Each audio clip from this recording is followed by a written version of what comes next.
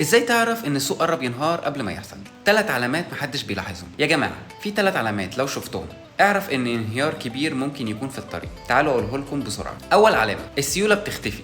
تلاقي حجم التداول بيقل، الحركه بقت بطيئه، والناس مش بتشتري. لما السوق يبقى نايم كده اعرف ان في حاجه كبيره بتطبخ.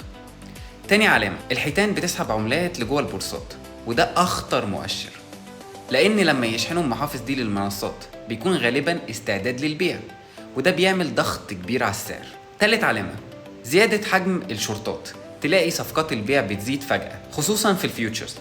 وقت ما الناس كلها تراهن على الهبوط، ساعتها يبقى الانهيار أسرع من اللي متوقعينه.